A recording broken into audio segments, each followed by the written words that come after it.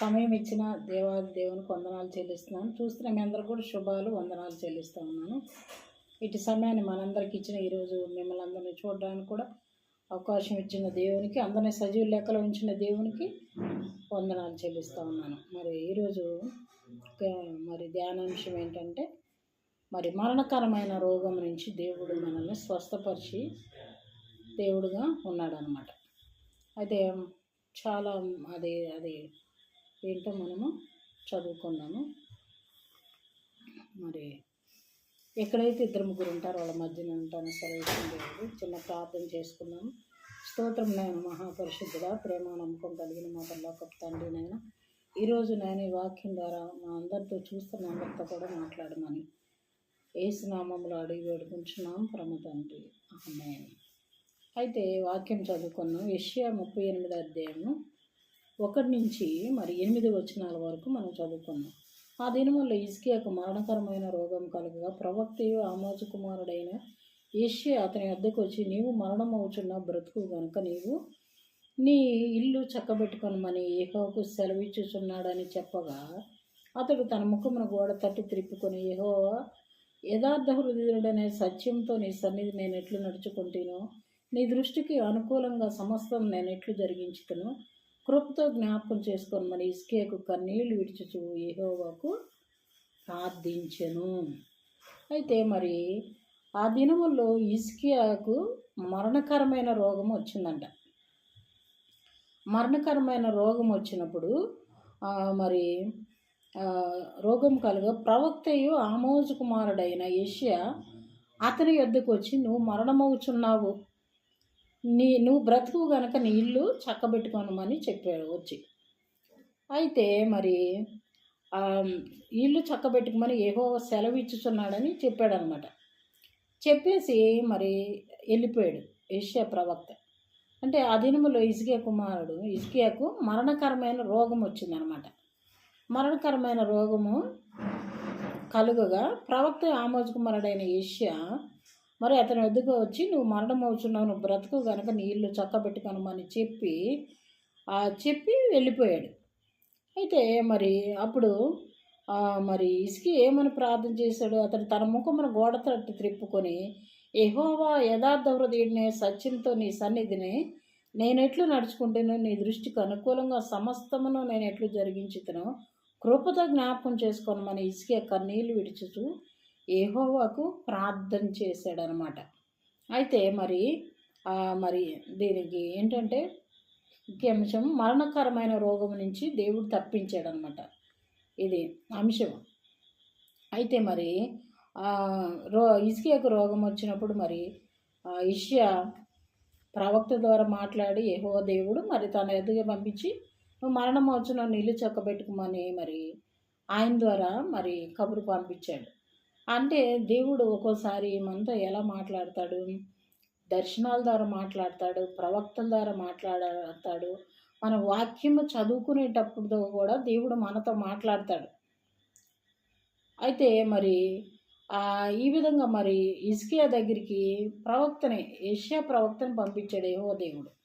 అయితే నువ్వు ఇల్లు చక్కబెట్టుకోమని, మరణమవుచున్నావు కనుక నీ ఇల్లు చక్కబెట్టుకోమని చెప్పి ఆయన వెళ్ళిపోయాడు. యెషయా ప్రవక్త వెళ్ళిపోయాడు. అప్పుడు మరి 2వ వచనంలో, అతడు తన ముఖమును గోడ తట్టు త్రిప్పుకొని, యెహోవా యథార్థ హృదయుడనే సత్యముతో నీ సన్నిధి నేను ఎట్లు నడుచుకుంటానో, నీ దృష్టికి అనుకూలంగా సమస్తం నేను ఎట్లు జరిగించిన కృపతో జ్ఞాపకం చేసుకోమని హిజ్కియా కన్నీళ్లు విడిచుతూ యెహోవాకు ప్రార్థన చేశాడనమాట. అయితే మరి మనము దేవుణ్ణి అడగాలంటే కూడా మనము యథార్థ హృదయంతో సత్యముతో మనం జీవించాలన్నమాట. అయితే మనం అడిగేటప్పుడు కూడా యథార్థముగా మరి అడగాలి. అడిగినప్పుడు దేవుడు ఖచ్చితంగా మనకి జవాబిచ్చే దేవుడుగా ఉన్నాడు. యథార్థముగా నీ సన్నిధిలో మరి నేనెట్లు నడుచుకుంటానో, యథార్థ హృదయుడిని సత్యంతో నీ సన్నిధిని ఎట్లా నడుచుకుంటానో కృపతో జ్ఞాపకం చేసుకోమని కన్నీళ్లు విడుచుచూ ప్రార్థన చేశాడనమాట. అంటే మన దేవుని మనం అడగాలంటే కూడా మనం యథార్థంగా జీవిస్తున్నామా లేదా, అది మనల్ని మనం పరీక్ష చేసుకోవాలన్నమాట. అయితే దేవుడి దగ్గర మనము యథార్థంగా జీవించే వాళ్ళలాగా ఉండాలి.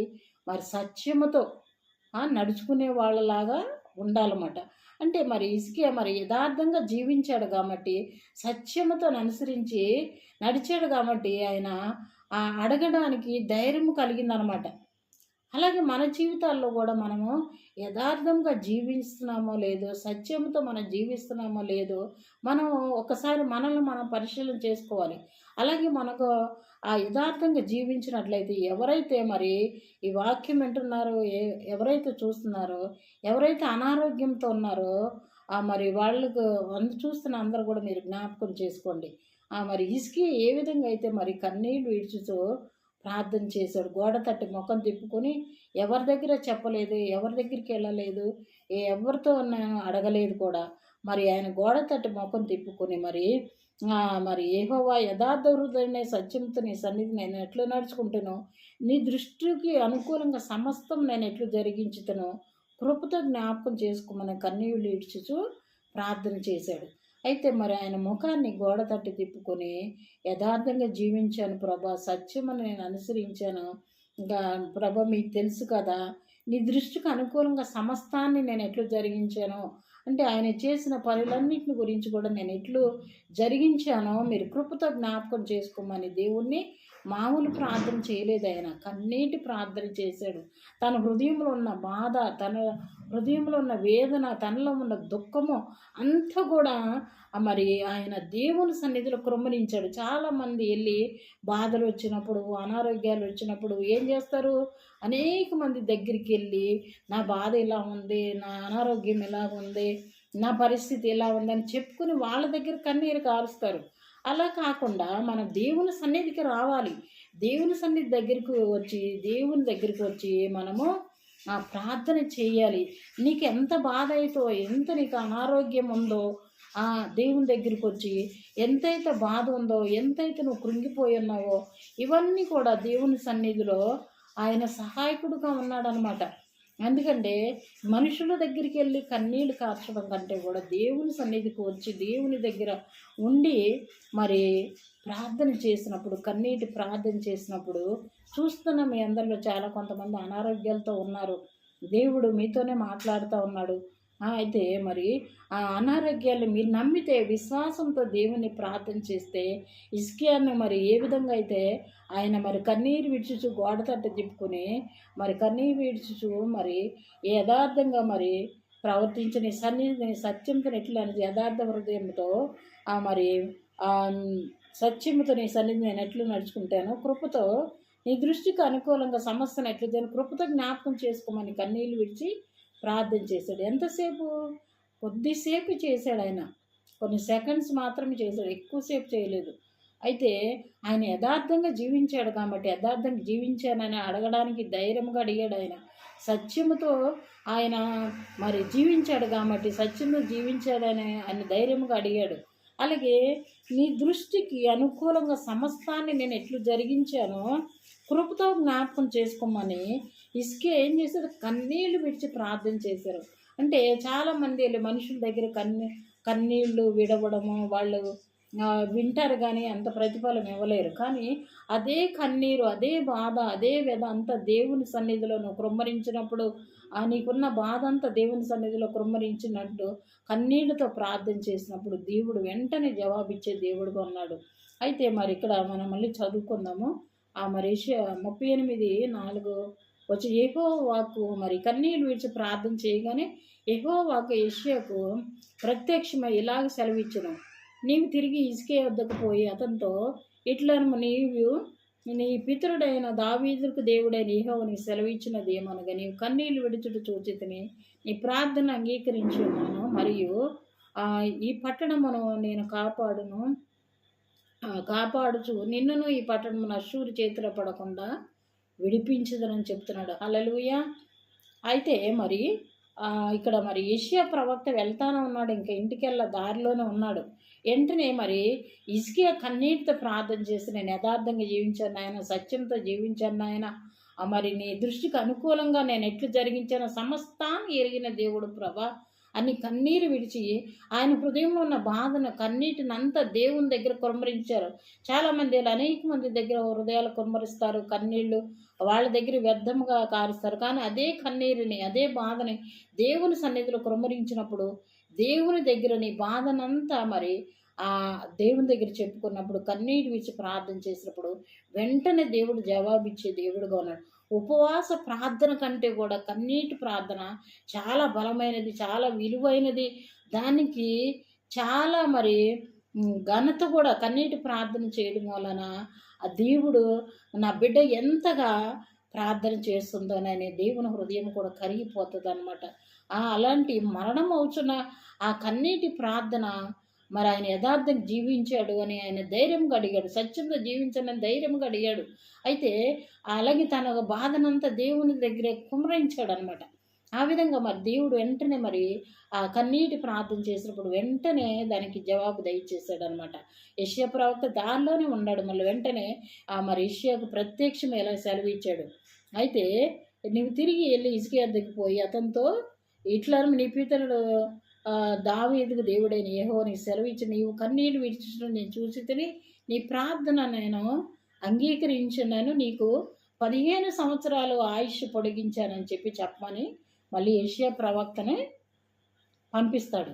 అంతేకాకుండా మళ్ళీ ఇక్కడ ఏమన్నాడు, ఈ పట్టణం అశ్షూరు చేతిలో పడకుండా విడిపించేదనని చెప్పాడు. ఆయన పట్టణాన్ని కూడా అశ్షూరు రాజు చేతిలో పడకుండా విడిపించానని కూడా చెప్పమని చెప్పాడు. అయితే ఎంతసేపు ప్రార్థన చేశాడండి? వితిన్స్ కొన్ని సెకండ్స్ అంతే. వెంటనే జవాబిచ్చి యెషయా ప్రవక్త వెళ్తుండగా దారిలోనే, ఇంకా ఆయన ఇంటికి కూడా వెళ్ళలేదు. తిరిగి వెంటనే ఆయన ఏం చేశాడు, మళ్ళీ వెనక తిరిగి వచ్చి మరి నీ ప్రార్థన దేవుడు అంగీకరించి ఉన్నాడు అని చెప్పాడన్న. నీ పితరుడైన దావీదు దేవుడైన యెహోవా అని చెప్తున్నాడు అనమాట. దేవుడైన యెహోవా నీకు సెలవిచ్చి నీ కన్నీళ్ళు విడిచి చూసి నీ ప్రార్థన నేను అంగీకరించున్నాను అంటున్నాడు. అంటే ఆ కన్నీటి ప్రార్థనకి ఎంతో బలమైనది, విలువైనదిగా ఉందన్నమాట. అయితే మరి ఆ కన్నీటి ప్రార్థన చేయడం వలన దేవుని దగ్గర మరి ఆయన కన్నీటిని కృమ్మరించడం వలన ఏమైంది, ఆయన అది మరణం నుంచి తప్పించబడ్డాడు. హల్లెలూయా! మరణం నుంచి తప్పించబడ్డాడు. ఆయనకి ఇంకా 15 సంవత్సరాల ఆయుష్ పొడిగించబడింది. అంతేకాకుండా ఆయన పట్టణాన్ని అశ్షూరు శత్రురాజు చేతిలో పడకుండా కాపాడాడనమాట. అయితే మరి ఎంత గొప్ప విషయం అండి దేవుడు చేసిన కార్యము. అయితే డాక్టర్లు కూడా కొంతమందికే మందులు ఇస్తారు. వాళ్ళు చదివినంత ట్రైనింగ్ చేసిన ప్రకారము మరి జ్వరానికి టాబ్లెట్, ఆ నడుము నొప్పి టాబ్లెట్, మరి కాళ్ళ నొప్పి టాబ్లెట్ ఏదో వాళ్ళు చదువుకున్న ప్రకారం ఇస్తారు. కానీ ఆయుష్ ఇచ్చేది ఎవరు? దేవుడే. జీవన మరణాలు ఆయన వశంలో ఉన్నాయి. అన్నీ కూడా ఈ సృష్టి యావత్తు ఆయన చేతిలో ఉంది. ఆయన ఒక్క మాట సెలవీయగా మరి చనిపోతున్నాడు ఇల్లు చక్కబెట్టుకోమని ప్రవక్తను పంపిన దేవుడు మరి హిజ్కియా కన్నీళ్ళు ప్రార్థన విని మరి అంతేకాకుండా ఆయన జీవితాన్ని చూసుకున్నాడు. నేను యథార్థంగా జీవించాను, ఆయన సత్యంతో నన్ను అనుసరించాను, నీ దృష్టికి అనుకూలంగా ఎట్లు జరిగించానో కృపతో నన్ను జ్ఞాపకం చేసుకోమన్నాడు. అంటే దేవుడు మనల్ని జ్ఞాపకం చేసుకుంటే ఎంతసేపు అండి చనిపోతున్న వాళ్ళను కూడా తిరిగి బ్రతికించగల దేవుడు. అయితే మరి ఆయన కన్నీటి ప్రార్థనకు అంత విలువ ఉంది, అంత శక్తి ఉంది. మరణం నుంచి తప్పించగల శక్తి ఉందన్నమాట కన్నీటి ప్రార్థనకి.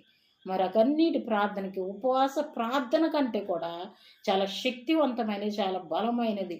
అందుకే మరి ఆయన కన్నీటి ప్రార్థన విని మరి వెంటనే మళ్ళీ ప్రవక్తను పంపించి నీ మరణం తప్పించబడిందని చెప్పి 15 సంవత్సరాల ఆయుష్ పొడిగించబడిందని చెప్పేసి మరి పట్టణాన్ని కూడా మరి అశ్షూరు చేతిలో పడకుండా కాపాడుతానని చెప్పాడు. అప్పుడు ఆహాజు ఎండ గడియారం మీద సూర్యుని కాంతి మీద దిగిన నీడ మరలా 10 మెట్లు ఎక్కువ చేసినప్పుడు సూర్యకాంతి దిగిన మెట్లు 10 మెట్లు మళ్ళీ మరలా ఎక్కిందంట. అంటే యెహోషువ కాలంలో ఒకసారి, మళ్ళీ ఇక్కడ కూడా ఒకసారి అనమాట.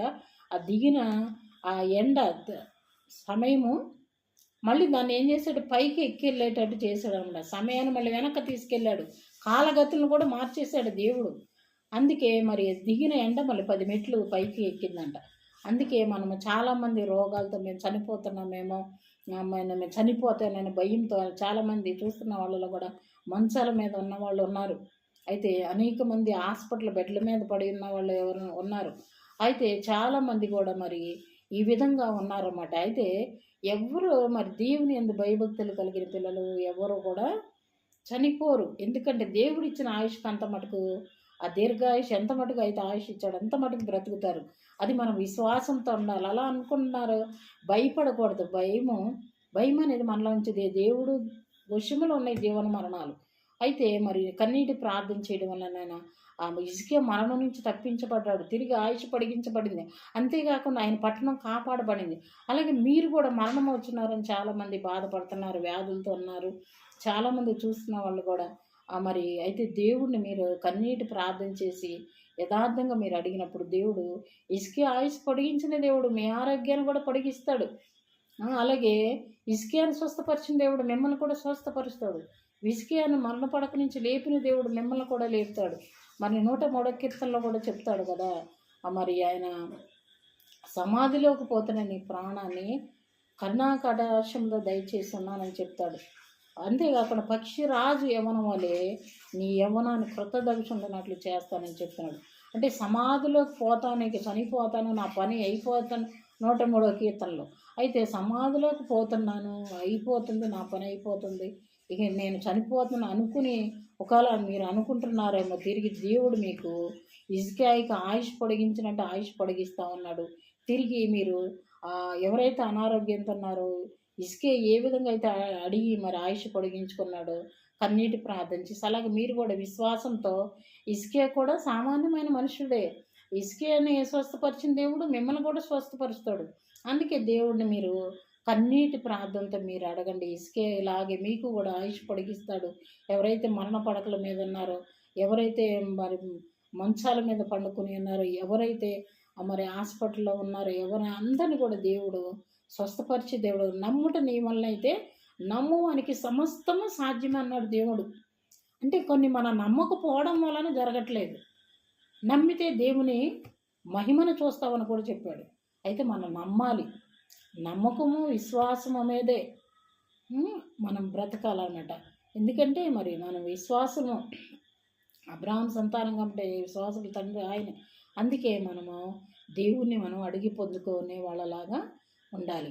ఎవరైతే మరణకరమైన రోగాలతో ఉన్నారో దేవుడు ఈరోజు మిమ్మల్ని స్వస్థపరచబడి మీరు నమ్మితే మీరు ఖచ్చితంగా స్వస్థపరచబడతారు. దేవుడు ఎందుకంటే ఒక వాక్యం రిలీజ్ అయ్యిందంటే ఖచ్చితంగా దేవుడు ఆ వాక్యాన్ని పట్టుకుని మనము ప్రార్థన చేయాలి. ప్రభా అది హిజ్కియాను మరి ముట్టి స్వస్థపరిచిన దేవుడు నన్ను కూడా ఎందుకంటే మనం కూడా మన జీవితం కూడా యథార్థంగా ఉండాలి. యథార్థంగా జీవించాను, సత్యంతో అనుసరించాను, నీ దృష్టికి నేను అనుకూలంగా ఎట్లు జరిగించాను కృపతో జ్ఞాపకం చేసుకొని దేవుని దగ్గర అడగాలన్నమాట. ప్రార్థన చేసుకుందాం. స్తోత్రం నాయన, మహాపరిశుద్ధుడ, ప్రేమ నమ్మకం తండ్రి నాయన, మరి ఈ వాక్యం విన్న ప్రతి ఒక్కరిని కూడా మీరు దర్శించండి, మీరు మాట్లాడండి ప్రభా.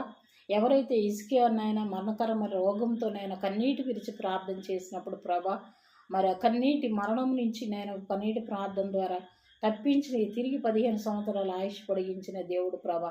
అలాగే ఎవరైతే మరణకరమైన రోగాలతో చూస్తూ ఉన్నారో తండ్రి, ఎవరైతే మంచాలతో పడుకుని ఉన్నారో, ఎవరైతే హాస్పిటల్లో పండుకుని ఉన్నారో, ఎవరైతే రోగాలతో బాధపడుతున్నారో తండ్రి ప్రభా, వాళ్ళను కూడా వాళ్ళు నమ్మినప్పుడు, వాళ్ళ విశ్వాసంతో అడిగినప్పుడు, కన్నీటి ప్రార్థన చేసినప్పుడు ప్రభా, వాళ్ళను కూడా స్వస్థపరచండి ప్రభా. నాయన స్వస్థపరిచి యెహోవాని నేనే అన్నారు ప్రభా. మీ దక్షిణ హస్తాన్ని సాపండి ప్రభా. ప్రతి ఒక్క బిడ్డను మీరు తాకమని అడుగుతా ఉన్నాను తండ్రి. నాయన విశ్వాసముతో అడిగితే, యథార్థంగా అడిగితే, మీ సత్యముతో అడిగితే, మీ దృష్టికి అనుకూలంగా జీవించిన బిడ్డలు కూడా ఉంటే ప్రభా, వాళ్ళని దర్శించండి. నేను వాళ్ళ మరణ పడకల మీద నుంచి లేపమని అడుగుతున్నాను. హిజ్కియాను లేపిన దేవుడు వాళ్ళను కూడా లేపుతా ప్రభా. మీ పరిశుద్ధాత్మ అభిషేకంతో ఇప్పుడే వాళ్ళని తాకుతున్నందుకు నాయన మీకు స్తోత్రం నాయన.